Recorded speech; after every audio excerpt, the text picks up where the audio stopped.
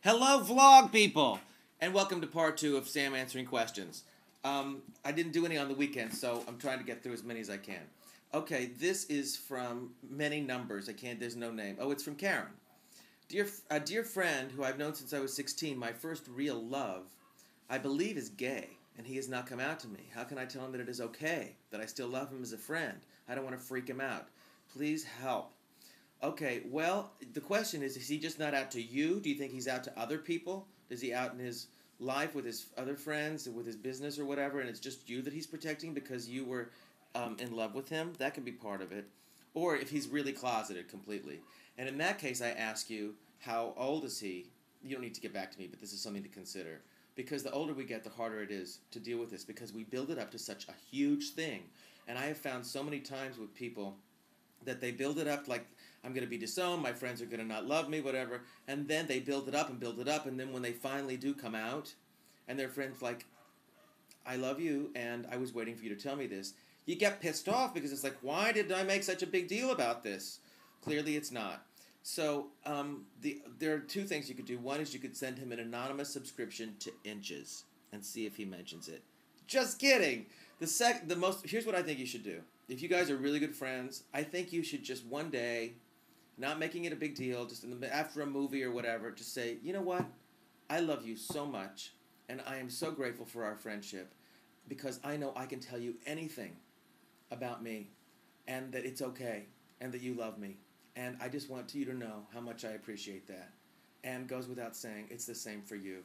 How lucky are we? I think you can do that, and that'll give someone the comfort for the next possible step. This one is from Opera Man. What attracts you to a piece of music? Well, I'm assuming of music. What attracts you to a piece? And what is the most important thing you emphasize in your storytelling? I'm assuming a piece of music. What attracts me to a piece is a completely different other thing. Of music, what emphasize in storytelling? You know what? An intelligent lyric, something that has a different perspective on it, something that sounds real. I love a poetic lyric. But I also love the idea that the poetry can come from as if it was just my idea at the moment. I love songs that present a human point of view, or a human point of hope, or whatever. Lyrics are really, really important to me. You know what? If you take the music away and the lyric can stand as a monologue, that's what I'm attracted to. Then it's a nice melody and a hook that helps for the next step. Okay, this is from Sekid Signed. I can't pronounce these. Another gay question. What am I, a poster child?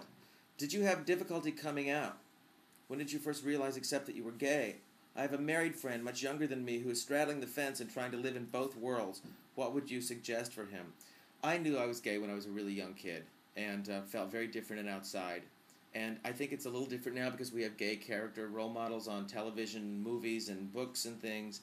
And also the gay stereotype now is that it's somebody who's sort of erudite and fashioned and smart and knows design and is well-read and successful and beautiful. You know, there's all those jokes about he's too cute to be straight. So it's actually, in many ways, even though it's a different kind of stereotype, it's a positive stereotype. And when I was a kid, it wasn't. So it was harder then. But I came out when I was, like, well, amongst a group of friends, 16, 17, and then to my family when I was 19. And yes, it was difficult, because you're always afraid of disappointing someone, which is such a crock. It's just such a crock, because the only reason that people have a problem with it is if they, someone who really loves you may have a problem because they think something's going to be hard for you, or that you're going to be unhappy because of their idea of what that means. And that just takes teaching them that this is happiness, that happiness is being yourself. The other people that have a problem with the judgment are just ignorant. And I don't mean stupid. It just means that they don't know, that they're not educated in that way, that they have not had accessibility to that. Or they don't think they do. They don't realize that their grocer or their bank teller or their construction worker or their whatever is gay. More and more that's changing. As far as your friend straddling the fence, straddling is a very, very difficult thing to balance. Can you imagine? All the time. Oh, I'm straddling. I'm straight, I'm gay, I'm straight, I'm gay, I'm straight, I'm gay. Some people, I suppose, are truly bisexual. They should sit down on the fence and kind of teeter, and enjoy both sides. But if he's really suffering and straddling, I don't know what you can suggest to him. It's just that it's his heart. It's not just about sex. It's a whole other kind of connection. So whatever, he knows. See, he knows.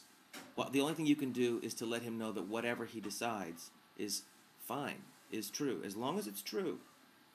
And nowadays, people used to get married and have kids because, even if they were gay, because they thought they had to. Now you can get married and have kids when you're gay. Okay, I'm babbling. This is, if you were to vote for president today, who would be your candidate of choice and why?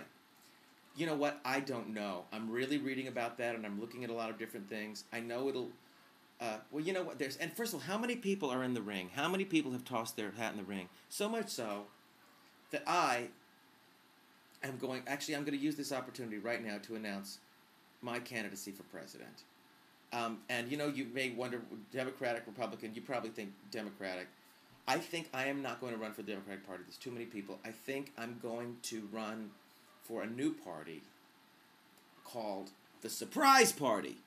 So like when you ask me about how I feel about gun control, I'll be like, vote for me, it'll be a surprise. If you ask me what I think about, gay marriage, the war in Iraq, the economy, it'll be surprise, surprise, surprise. You vote for me, and it'll be a surprise. That's who I'm going to vote for president. I'm going to write in myself. Actually, I wouldn't want to be president. Can you imagine the stress? Can you imagine the stress? It's stressful enough not being president. Okay. And also, I would like to know your conception of God. I believe in a higher power. Did you hear that bing? That was God.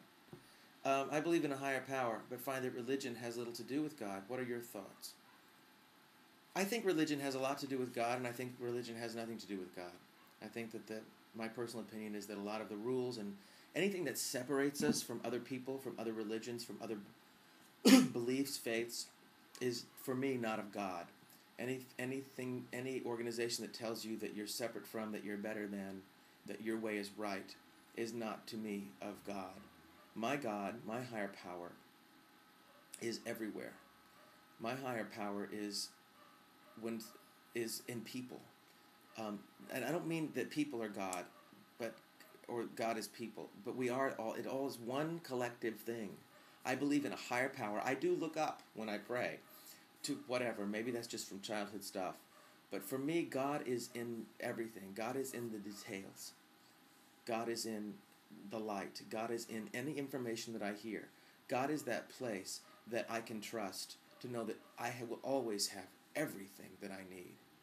And God is the God part of my subconscious, is the part that tells me to do the next right thing, to pause, to be kind, to be accountable.